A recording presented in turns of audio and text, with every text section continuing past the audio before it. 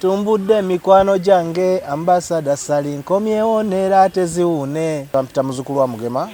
Ambassador Sally yesebo kale nakomyewo oluvanyuma lw'ebbanga namaze okunganya ennyimba zange nembagamba nembasiibula nembaga ngendeko ekankube mwendongo koleyo ne concert nyumirwemu nange balabe ku bipya byendeese byenkopye eri era njagala abantu banajja mu Labonita they will see something different byabadde tebalaba mu show zaawo kazo gambira ngammeka nga musanvu ogwokubiri lujja kuba lwakutaano mbwate eyo mukola nnyo obusawo Buganda ebyo ebibuuzi munaye mbiwulidde nnyo wano mbiwulidde nnyo naye nze ekineewuunyisa omanyi wano e Uganda mu nsi yonna wewali abasawo b'ekinnansi ate nga bafere abasinga obungi nga baki nga bafera bannayuganda bannaabo wano in fact it's on record abasawo b'ekinnansi bayinza n'okuba nga basinga mu Uganda mu nsi yonna naye nga 90% bafere abantu bagambira nga ati Ambassador Sally yafunye ekikaze eyo ekikyala kati bwontunuulira wano ddala ddala ndabika okubeera nga nange basobola okumpasa era singa baali bakumpasa newe nandibeeredde wano luli nali kalenzi kato nnyo nga ndabika bulungi nnyo buli kintu kyonna mu nsi abantu abasinga mu buli mulimu gw'abaakola kasita awaalirira ennyo nga kigaanye bagenda mu depression kati nze nakkiriza nengamba sina management let me take a break kubanga abayimbi bangi nze bendaba wano ku internet ne bamugamba bamusanze eri simanya yatamidde yasuze mu bbaala naye bambi abaana abo they are depressed kati ye problem gye tuba nayo so buli muntu wofuna obuzibu setback ziba mu bulamu taking a break nga bw'osaba Katonda akuyambe osobole okudda gobo tunira music wa Uganda olaba abaana batuuseewa abaana bagezaako okuba creative ekimala mulimu ennyimba z'owulira nga zaali bale teziyita ku mpewo naye n'okkiriza nti generation erabika yeeyo kati nakomawo wano nga abayimbi abakola band music abasinga amaanyi gabakola ki gabagwamu naye bwe nababuuzizzaako ne mbabuuza naye lwaki temuteekayo music ne bagamba muna media houses zaagana okuba music waffe mbuzaako wa band music ne mbabuuza band music kyeki tewali kategori mu nsi gye bayita band music kati tunulira Chameleone Metuwa tugamba abantu bayimba band music. Chameleone ayimba band music. Tabadde wamaanyi emyaka gyonna. Songs like Basimo Genze, songs like Katupakase, it's even a Kadongo Kamu song. People, yes. Anti rupi andabane jeduvudde wala. Muna business tumula business yo ngolanga naffe wano ku Wonders Just ku sente ntono ddala olufuna obukadde wa bakasitoma mulimu kigokola duulanga naffe tojja kwejjusa nkiddamu tojja kwejjusa okumanya ebisingawo tukubireko noti 755 57 44 18 Wonders Just okuyamba guba mutima.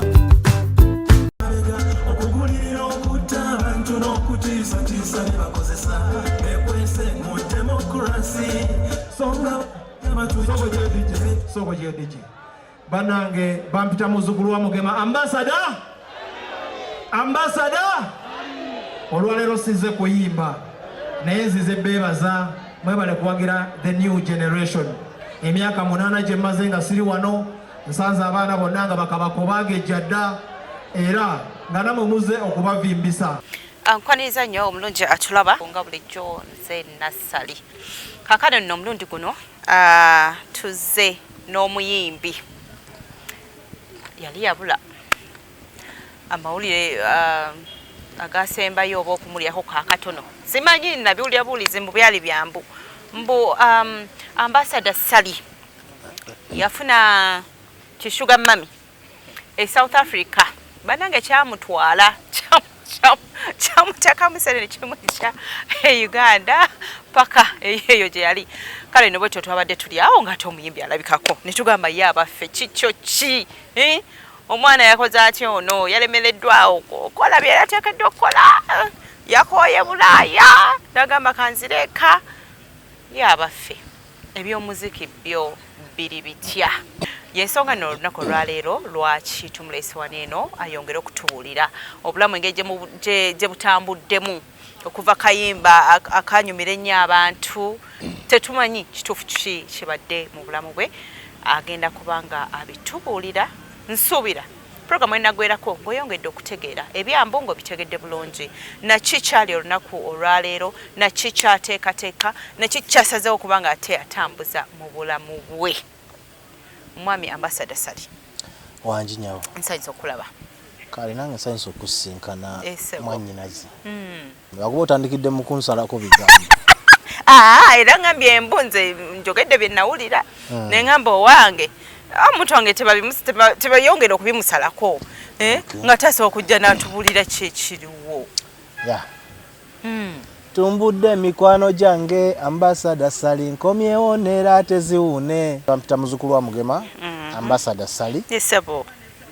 era tewaliwo Ambassador Sally mulala mu Uganda ne bwe nvaawo nkomawo nga nkyaliwo yenze kale nakomyewo oluvannyuma lw'ebbanga eddeneko oba tonotono si ddene nnyo emyaka nga 7 I've been away naye kati nakomyewo era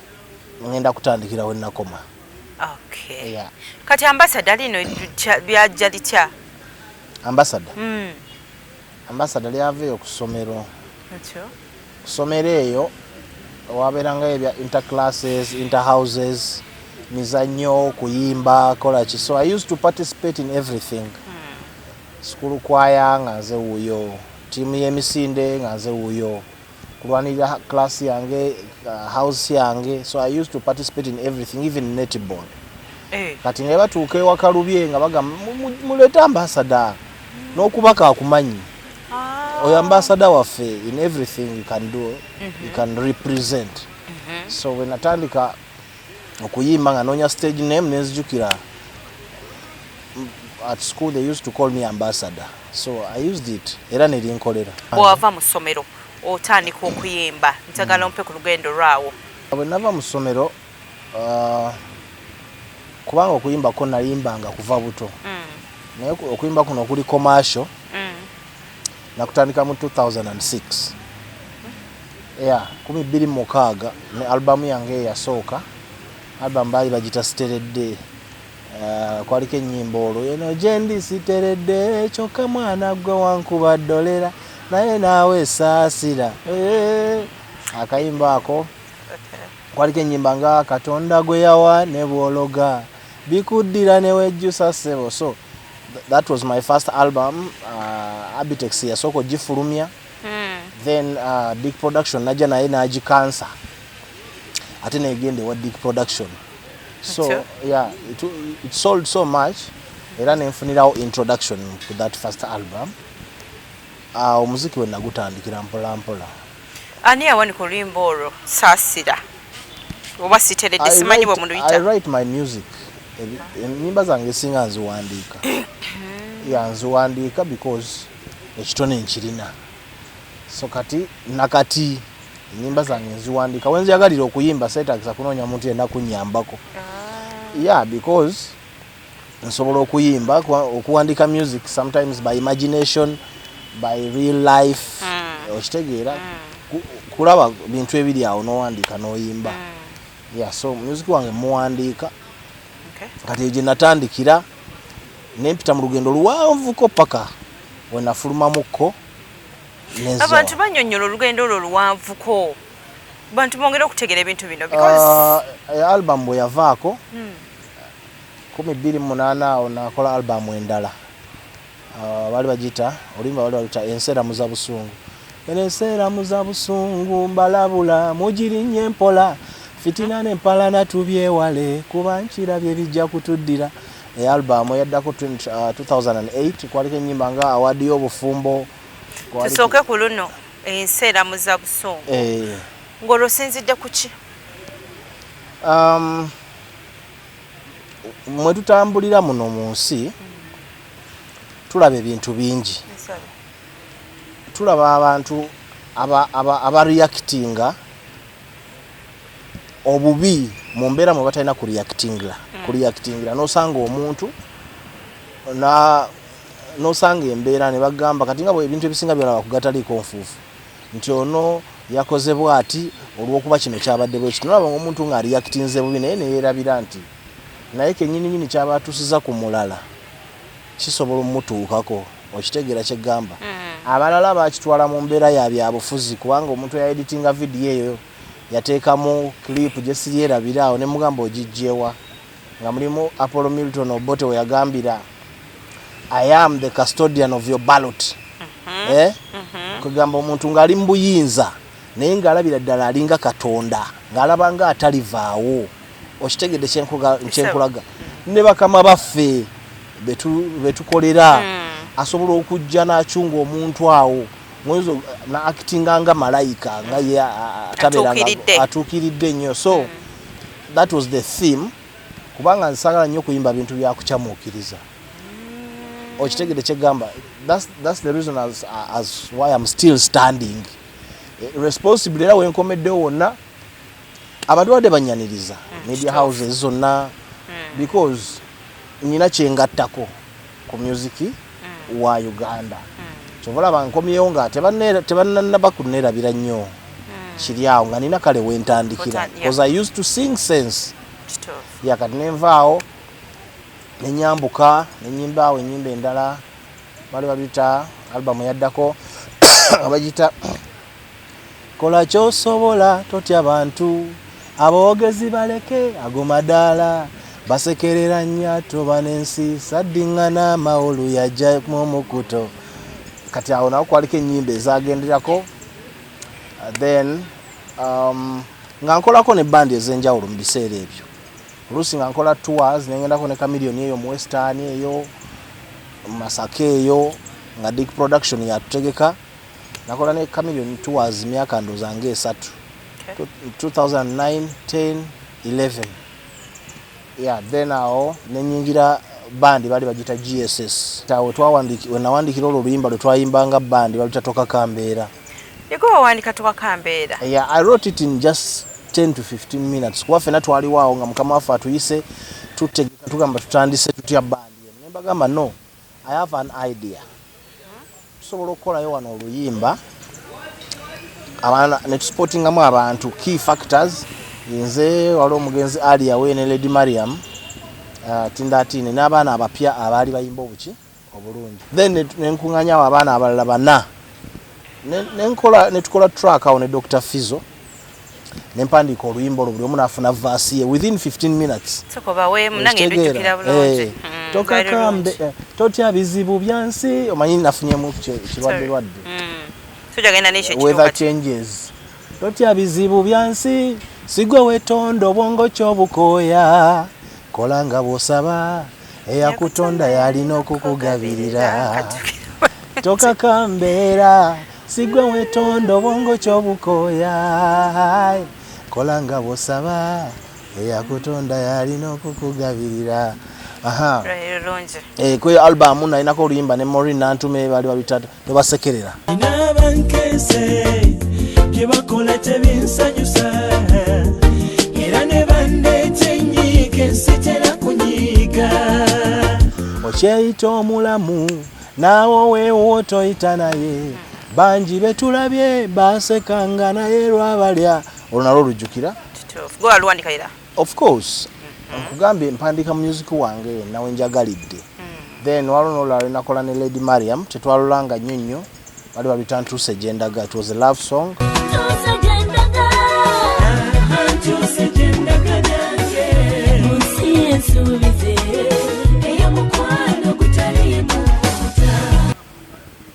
Yeah, album yaliko ennyimba nnyingi awo nga tutandika GSS. GSS eno nani yali nanyini band eyo? Nanyini band bali bamita omugenzi naye. Yeah. Omugenzi Geoffrey Scott Sempiga. Omwami oyo yali abeera Kawukwawo ku lw'Entebbe ng'akolera ku airport ey'Entebbe awo naye nga yali ayagala nnyo music, so passionate about music. Neba nasanga atandise ne Aliawe, then they called me later kuba nali eyo nze mu safaari zange ne bankubira simanyi kirowoozo bwe bakijja nga twakwasa bandi eno tubeere leader waffe cause tulaba experience gy'olina emala okututwalako mu maaso. You understand? Yeah. So nentandika era nagintroducinga within 3 months nga abantu batandise ogikola ki yeah, because he was there to fund n'atukolera studio ya audio video n'atuwa n'ebyuma twali tutandise bulungi naye Mukama Katonda n'agera ate Katonda tagera kibi n'amujja mu bulamu bw'ensi eno bandi n'ekolapsinga yeah. Mu bandi eyo mwalimu Tinatine then nga mulimu n'omwala omulala walimu Yakubu Kyeyune naye kati wali wanayimba mpolampola waliwo omulala wali wamuyita Nico J yafulumamu n'agenda e London eyo abali mu luyimba olwo nga bwe baali awo abasinga tebasobola kugenda mu maaso then ekyo bwe kyavaawo ne nnyingira studio ne ngamba life has to go on ya ne nnyimba oluyimba baluyita Noonya Future ekimbonyabonya noonya future manya obwavu kibi pologoma woterwa nakekulya yeah, that was a hit song 2013-2014 nerukola bulungi nnyo then awaja Aruna Mbiru nampita nankubira essimu kumacha ngamba Sada Sali mbadde nsaba ojja wegatte ku Cream Production. Cream yali etandise etandise yali yatandika mabega kaawo ngera abantu abamu abagitandika bavuddeyo kubanga yatandika ne ba Chris Evans Baziza Zion ya kati regime ngekoze eki ngevuddeyo then na recruitinga n'aleeta Stabu wa Natoro n'ayitanze awo na introducinga ne Mary Butter ku Disappointment ne guddamu ne gukoleera nnyo yeah. ngoroze nakayimba ki ngoro Noonya Future okay nga lukola bulungi nnyo era naye kwe yasinziira the song was doing so good yeah kati nampita nitutambula okay yeah 2013 2013 ngagwako 2014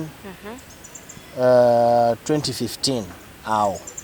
2014 yawo yanga chali mu Cream nengendako South Africa ku share soka my first show in South Africa nendabayo nga nsi nnungi nnyo nenjewuunya nnyo nsi nnungi eringa nsi za Europe tambulako provinces ezo nana nkomo ne mbanyumiza nti bannange eri ensi yakabi nno awo ne tukuba then 2015 ne tugenda e UK waliwo promoter waayo wakabi number 1 promoter Jose Jobs Link London nawo kutumiddeko natutwala 2015 era nze Mary Butter Jaruna Khalifa n'abayimbi abalala ne MC King Kong yafa mugenzi 2015 yawo ne tugenda tukuba London yawo ne kijjula yeah then I came back here ne Cream nefunafunamu ebizibu awo nayo nesatulukuka buli omu n'akwatalirye byali bizibu ki ebyo ebibiina tebifuna nno bizibu byamaanyi nnyo ebibiina kubanga era ebibiina bibaddewo bingi kati byotakyalaba nga wali obimanyi okitegeera tekikwewunyisa nti Eagles Production bakama bayo bonna abasinga balamuwe bali neteriiwo the same problems affecting other groups mani sente tebaba bulungi bakama bamwe batwala sente bantu bebabyogera ebizibu mismanagement yeah emirimu egisinga mu Uganda ekigitawaanya management okitegeera management olusi ebeerawo ng'esobola okuba ng'ekola ebintu nga bifavoringako omuntu omu oba babiri so nga ate nga it's a group of many people so management eyo yetawaanya business za Uganda not only bandi zokka neje mukolera eyo n'emirimu emirala radio stations zitandika bakozi ne bavaako ne kawansi ne batandika okutuyana nayo TV stations bwezityo buli wamu those same problems zosangerize ziri neno yeah nayo nevaawo then nenkola oluyimba awo baluta omusajja gyagenda ambassador yeah olwo nalwo ne lunkolera then 2017 ne bampita ku show e South Africa 2017 naye nengamba nawe ngende South Africa this time cause nali nkoze emikwano mingi luli omwezi gwe namalayo nenga naye kuno ngende South Africa nge just China management ate ne group gye mbadde nkoleramu etambula obulungi ekoze eki ekyankalanyemu I will stay there nenga promoter teyamanya nti nze nja kukola ki nja kusigalayo nengenda nensangayo obi wange bamwita Shafik Sembatya nga ina Shaf Soft Studios naye kati yakomawo na wana abeera wano era akyagirina Shaf Soft media gundi kati yakola media online media something like that wali wano musajja mulungi nnyo yasoma IT kati nembeera naye nga aina model agency nemuyambako awo nangumyagumya nanga wano jasobolawo tubeere wano netubeerawo ekirungi nensanga nga waliwo ne producer atandika bakubamu ebidongo awo nengamba kati awo ebingumya nnyo obutaddayo webiri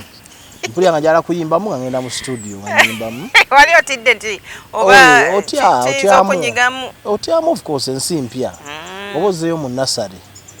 y'obulamu nembeera naye awo omwaka nga mulamba nenguma awo netukolayo ne show nendeeta Cinderella Sanyu mu 2017 awo netukola show neba yakabi nnyo tufunayo ne kasente awo tunyumirwa ntandika nga okutambuza emirimu mpolampola nanjigiriza we bazimba website nenkola naye nantendeka search nantendeka ebintu bingi nnyo awo nenjiga okuzimba zi website ezo nenjiga okukola ebintu bingi nga njigiriza freely nembeera naye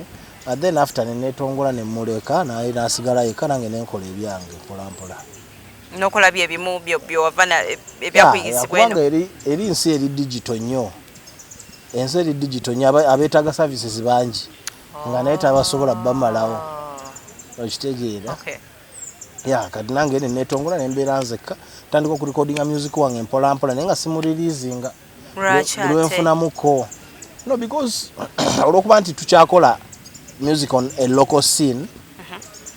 nga ate bijja kuntawanya okubeera nga nkubira abantu ng'already nawana abayimbi bangi nnyo tebasobola bamalawo bapromoting ate nze ntandika bakubira nga ndi eri ewala nga tebijja kukola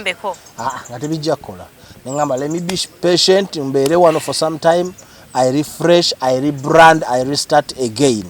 I will go back with an album like now. Oshtegera. Era kati I'm happening because najja netegese. Music imulina tekinetagisa kuwandika tekinetagisa ku recording. Nzijayo buzija ne shooting videos. Ate zimu naze nazo videos. Oshtegera era kati waliwo videos ngabirize nakata olumba luyita tuli bafumbo lutambula ne ku Delta TV luzanya. Tuvudde wala n'omukwano guno tukoze bingi okutuuka wano omanyi lava erimu emisanvu mingi abatayagaliza egyo nagyo miziziko then waliwo ne video endala oluyimba baluyita ogulumizibwe so nakareleasingako videos 2 planninga I'm introducing my new album paka next year mu February nkole show yange esookedde ddala welcome back Ambassador Salipu Theatre La Bonita nga musanvu ogwokubiri.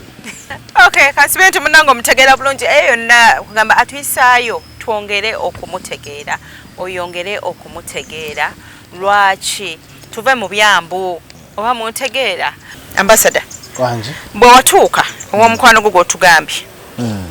ejojoka emirimu gye wakolanga anti bwogenda omanye ekyeyo kiba kyeyo n'okumanyira buli wogenda ng'omanyira kiringa gwe bwe tuzze wano ku interview osobola okuba ng'okola ku TV awo ate bw'ovaayo n'obaako gy'otundira obugatto kubanga ensi oba ogimanyi so okola ebintu ebirala omala kumanyiira nsi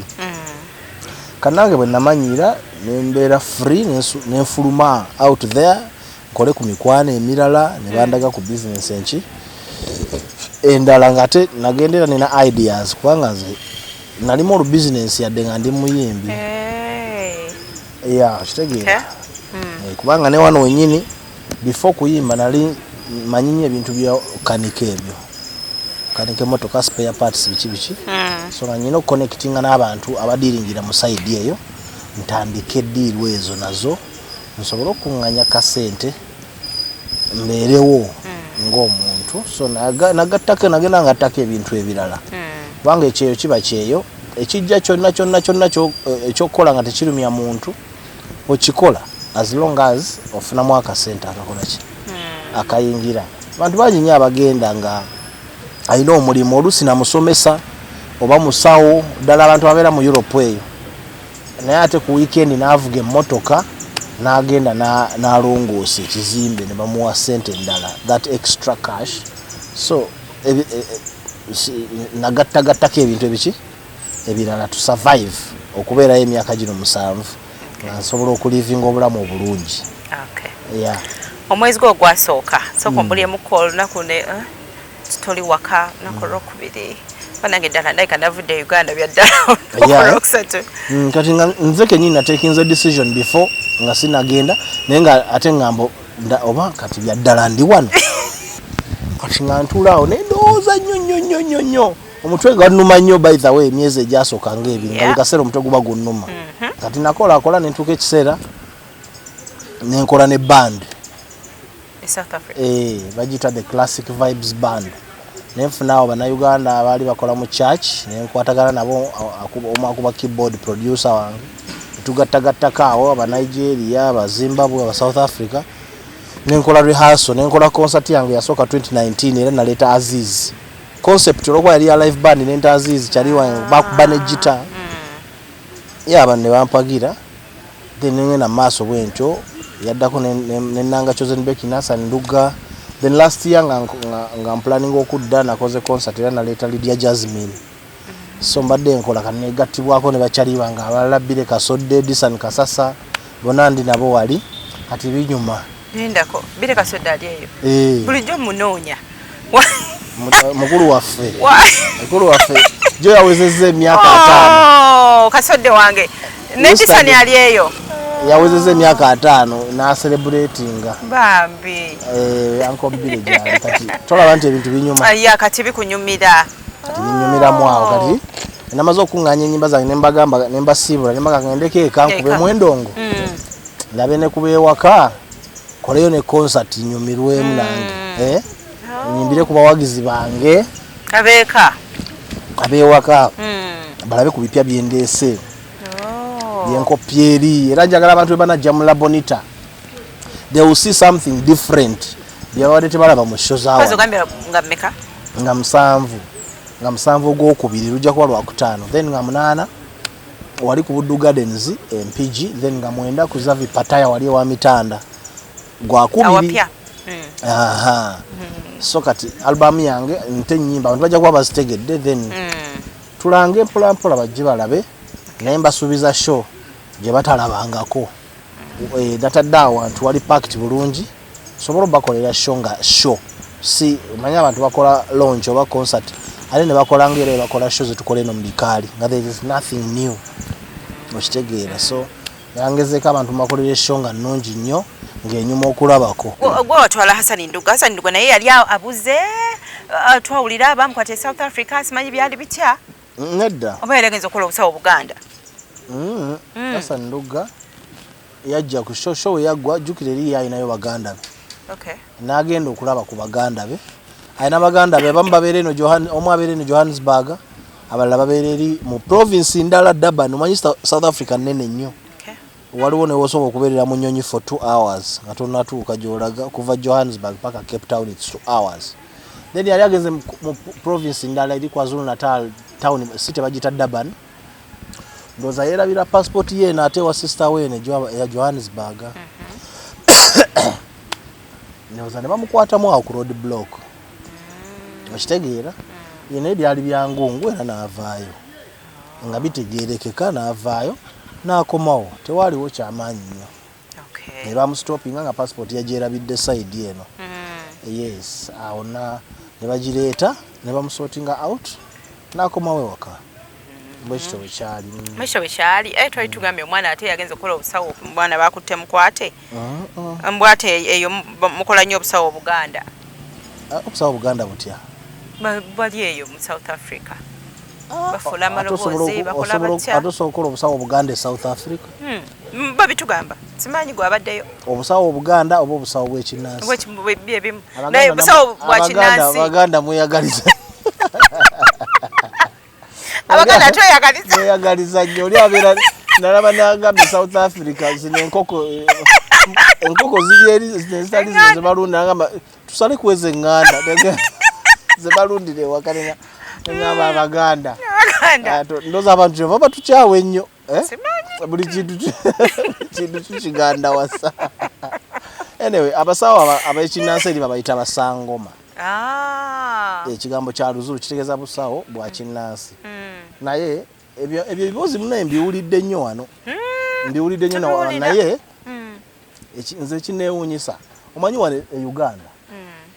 mu nsi yonna wewali abasawo b'ekinnansi nga ne mainstream media ebalanga. Kwegamba wano kiri nnomo. Ate nga bafere abasinga obungi nga baki nga bafera bannayuganda bannaabo nga n'ababalanga bakimanyi kyokka wano it's normal naye mukiwulira akikoledde Kenya mulaba nga kiri abnormal nga kiveera mukigafuula mawulire basobola okuba nga gye bali kubanga obulamu bw'ensi bwonna butambula kyekimu wano ne wali abasawo b'ekinnansi bali e Sudan bali e Kenya bali e Tanzania ne London ne mu America ontegedde kyenkulaga simanyi lwaki waba wali bannayuganda abakikolera South Africa lwaki kiwaawaala simanyi naffe bwe tubiraba wano in fact it's on record abasawo b'ekinnansi bayinza n'okuba nga basinga mu Uganda mu nsi yonna naye nga 90% bafere ate nga n'abantu bakimanyi nga ne media zikimanyi katusagenda ku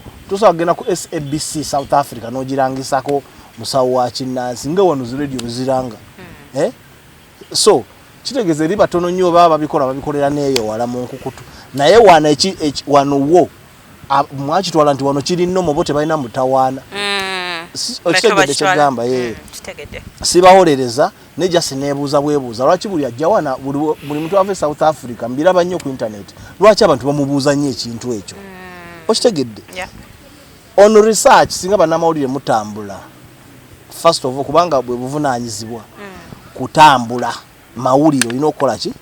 olina okutambula n'okola ki research nojja n'obulira abantu bannayuganda eri bakola nnyo kubanga South Africa bannansi baayo si bakozi teba hustlinga babakozesa buki bukozesa population babatwala ku ssomero basanga bazungana CV banoonya mirimu companies government okitegeera naye emirimu gyonna egiriwo egyowansi egy'okweyiya gyabagwira kati bannayuganda bali so creative bannayuganda balina amasomero mangi bannayuganda balina amagaraji bannayuganda be batema sipeeyo omukadde bannayuganda bakoolera ddala emirimu era bw'ofuna omukisa n'ogenda e South Africa tosobola kudda wano ng'okyayogera ebyo okitegeera tosobolera ddala kudda ng'okyayogera ebyo because kati nabo bambi tebasobola kufuna platform nze gyenfunye abasinga era babiwulire ne balumwa ne bagamba lwaki abantu batumanyira bannange ate nga South Africa y'emu ku bankuba kyeyabasinga okuleeta ssente mu ggwanga lino okitegeera kyegamba waliwo ba doctors professional doctors mu malwaliro wa South Africa te employing ba foreigners naye olaba tulina ba doctors bayitirive nnyo nga bagenda basomye ebitabo bingi nnyo ne basobola okufuna n'emirimu mu government y'ensi eyo so mbadde nga bannamawulire abasinga nti balina okukola nga research ne batagendera ku bintu ebyambu that's it ndowooza era kyekyo kyennyini lwaki wenagambye wali mbu abantu bagambiranga ati ambassador Sali yafunye ekikaze eyo anti byebyo ebyobutakola research kubanga abantu baagala nnyo bannayuganda baagala nnyo ebintu ebyangu bamanyi buli muntu alina kuyita mu bulamu buki bwangu kati bwontunuulira wano ddala ndabika okubeera nga nange basobola okumpasa era singa baali bakumpasa newe nandibeeredde wano luli nali kalenzi kato nnyo nga ndabika bulungi nnyo ekyo nga bandikubasiriza mu biseera biri bandibasiriza ndoza na mu biseera biri naye kati abantu just emboozi naye wabula abantu yatusobola bagaana kwogera emimwa giri okukola ki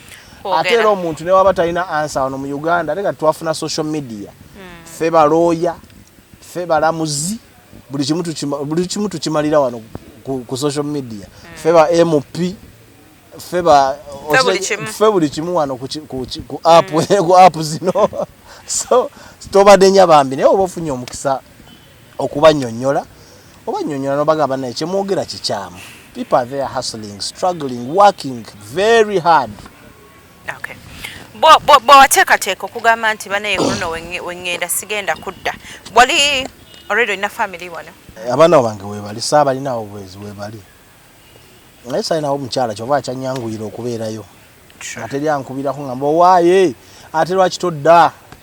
so nembeera eyo ningamba ndowooza mbumuliremu wano oba natandikira ddala family eno bwe bityo mukusalawo okwo kwennyini waweeyingamu n'olabamu akaseera nga music yali takuwa kyewali osuubira makakadde ya kubanga music okimanyi business it has to be funded ya kati nga bwe nagamba nti mu music woba tolina source yonna woyingiriza kikutabukako wakati okola video emu yokka ennungi wano e Uganda ekitono ennyo okola video emu ngireete ku Delta mugikube namwe mulabe nti video y'omusajja nnungi kati ogipromoting mba ngitaddemu obukadde 10 okitegere kyegamba kati oba toyingiza obukadde 10 ogenda ate nga teweetaaga video emu weetaaga videos nyingi so naawe gye naleeta okube ku TV yo obeere mu mativu erina kubanga erina kubanga erimu ssente tutegeraganya so kati ngenda okulaba nga ekintu kijja tabukamu nga ate siri ready kufeiringa kubeera awo nga abantu bamanja music nga simulina ngamba kansooke ntaking a break okitegedde kyegamba yes kati nsobola okuwa video nga buli gyenkuwa olaba eri different kuze nalinawa emabega enogamba yes omusajja akoze improvement so nga newe nandibadde ndeserving okukola improvement eyo gye saasobola by then so I decided to take a break exactly ati nakomyewo mu part 2 n'endongo mpya video mpya buli kintu kyonna Rachel wasazeewo kino ekipya okiwa omunauganda nga tokiwadde side eri gy'obadde oba bw'ova eno era kigenda kudda side eri sho nja kukola show mu March esembayo Randburg nja kukolayo show wemala show za wano show nesembayo nja kunzikirawa Randburg South Africa ekitegeera kubanga bombadde ngamba kolera ebbanga ddene nga buli musama tulangayo show ya band ne tukuba endongo ne banyumirwa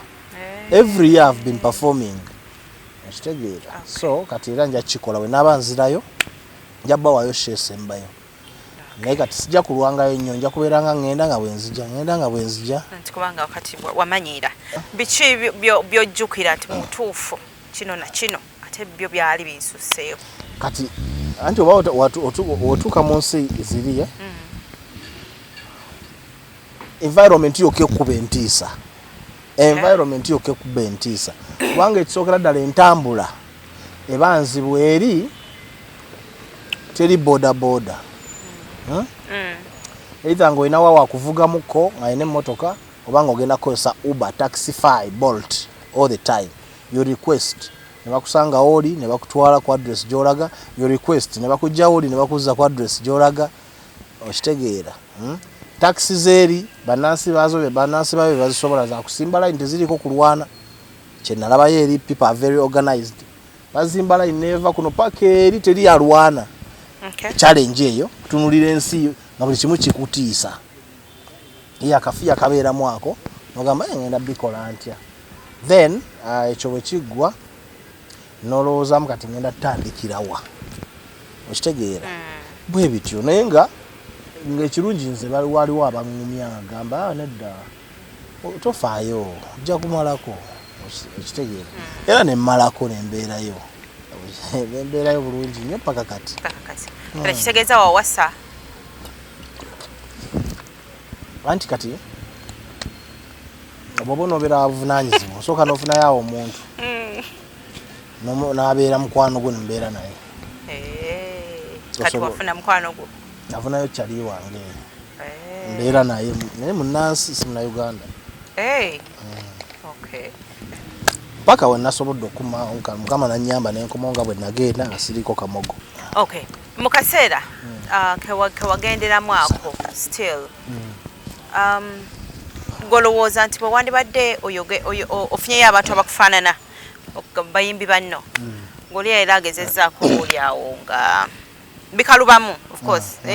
nga wetwogedde ku bandi na biki one advises omuntu okugamba nti munayifuna koka break kintu singa kiba kikalubye in everything waliwo buli kintu kyonna mu nsi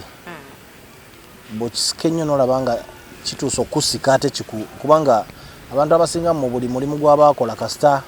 awaalirira ennyo nga kigaanye bagenda mu depression. The problem tetukkiriza ensi yo eyina amaanyi mangi esobola okuzingazinga bweti nekuteeka walino kati bwogamba mbu olwane nayo then oba ogenda kuvaako so buli kintu taking a break life goes on taking a break no refreshing then you do a comeback okitegeera kyegamba so that's what I did n'omuntu omulala mu advising naye nga tofulumye bweru osobola n'oku taking it out n'wenyini break n'okkiriza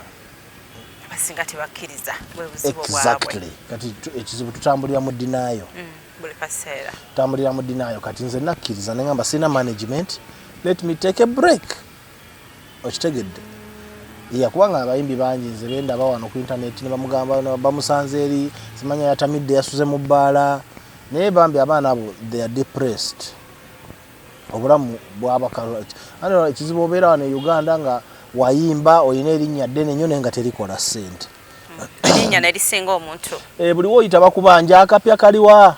ambasada akapya kaliwa kyokka tebamanyi kiki oyitamu tebamanyi tosobola gino nogenda osasula oluyimba olwakakadde okole audio omuyimbi kati ye problem gye tuba nayo so buli muntu wofuna obuzibu setback ziba mu bulamu taking a break nga bw'osaba Katonda akuyambe osobola okudda ng'ebintu bikyasobola okutambula that's it. Okay. Kasibye nti munaye mubiwulidde bulungi okufuna ka break si kibi kikuyambako gwe kennyini okwetereeza ogenda okudda nga tetolina na byoyonoonye abantu abasinga bwe balemerako boonoona oba kitegeera owaliriza ekintu nomaliza nga okoze ki ng'olina byoyonoonye so okuwummulamu oba okwewummuzaamuko ofune ate amaanyi agaddamu okusituka ndowooza si kibi ne mu relationships bantu bangi nnyo abaawukana nga bateesezza nogalaba mukwano gwange enze omu ku abo abateesa nze ebintu ebikaluba sirinda kwekwata mataayi ndaba era wendaba kiganye nnyo nga nkuyita nga tutuula mu meeting agamba olaba mpulira ekintu kino kikoze eki kiganye twandikiwummuzaamu kwagala nnyo naye wetulaga tugenda kufuna ebizibu so tuwummulemu osobola obutakkiriza naye nga kyekituufu era kyobola abantu beetema babeere ne beekuba yamukutemyeko omukono yakuwaliriza tebakkiriza kufuna ka break kali so byebyo ambassador obaddeeyo nga abayimbi obalaba ennyimbo ziwulira gobo tunira music wa Uganda olaba abaana batuuseewa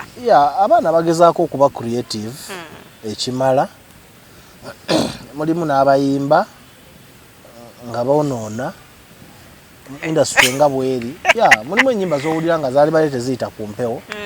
naye n'okkiriza nti generation erabika yeeyo okitegeera nti generation yeeyo naye nga mu bintu ebingi content omungi afuluma zandibadde media houses eziyamba industry okuwa abantu ebintu ebiri responsible kati nakomawo wano nga abayimbi abakola band music abasinga amaanyi gabakolaki gabagwamu naye bwe nababuuzizaako ne mbabuuza naye lwaki temuteekayo music ne bagamba muna media houses zaagana okuba music waffe mbuzaako wa band music ne mbabuuza band music kyeki okitegeera ne bagamba bo bwe batyo bakitwala ndoza bawulira batukooye naye ate abantu ne batakimanya nti nno bw'otema omulandira n'ebikola bijja kkala okitegedde kyova olaba nti people like Mr. Kisemakula Haruna Mbiru bwe bagenze ku Serena ono record be bagobye abantu abo si bayimbi ba band music naye nga there is no band music mu nsi tewali na category gye bayita band music ekiri wano waffe ekyo biri wano twakijjawa mwakijjawa abatusooka bakijjawa naffe twakisangawo mbu abayimba bandi bali bayimba kadongo kamu simanya bali bayimba raga tewali category mu nsi gye bayita band music kati tunulira Chameleon bwe tuba tugamba abantu bayimba band music Chameleon ayimba band music tabadde wamanya emyaka gyonna songs like Basimo Ogenze songs like Katupakase it's even a kadongo kamu song yes anti rupi andabana je tuvudde wala temusa kubyawula naye abantu bawuza band music ate simanya bino abantu balina kugoberera music mulungi oli wakola oluyimba nga lulungi give it a chance muleme ganti ono tumumanyi mu bya band ebyo byabo tetujja bikola ki tetujja bikuba then you're destroying the industry bagireta mu politics atate bakola ki kubeeramu so nakomyenga abantu abasinga tebakyateekayo nnyimba mpya era nze nentambula nteekayo oluyimba lwange lubadde lukola bulungi tutambulira ddala bulungi oluyimba tuli bafumbo tuvudde wala n'omukwano guno tukoze bingi okutuuka wano omanyi laavu erimu emisanvu mingi abatayagaliza egyo nagyo miziziko bano batajja kuwasa tajja kufumbirwa tubameze ekigwo gumbi enkoona neeruma tulwanye ne sitaani ne tuwangula cause if God says yes nobody says no ate no love doesn't ask why era kyova olaba kati tuli bafumbo we are married happily married gwe kirumye yetuge kati tuli bafumbo we are married officially married kalaba fabafe kati tuli bafumbo we are married oh we are married mwebale tusabira kati tuli bafumbo lweluyimba lwotwala ennaku zino ku mikolo kulwa tuva ku mikolo nkutidde anti ngambye oyo gwe bayita music you understand I just released one challenge on TikTok. People started calling me nyimbe emikolo kati that is what we call music kati gwe botandika okujajinga musimanya abayimba bandi sijja ddukuba then industry ng'ogitoolako ng'ate industry beefunyemu oluyimba awo olugenda okumpaya akakadde omwana wange agende ku ssomero n'essomero lifune atunda engatta afune atunda sukaali afune okitegedde kyegamba kati byebyo ebintu bye tugamba abantu I just released one challenge nga nenjiteeka ku TikTok abo ne batandika okunkubira since then every weekend ninamu omukolo okitegedde it is only that one song that I've just released kitegeeza nti abantu balina bintu bye babadde bamisinga nga tebabifuna so I encourage you bananga abantu mwenna abayimba music waffe Ajaruna Mbiru Charles Echewa Stesha Mayanja naye yakomyewo Maureen Nantume Chris Evans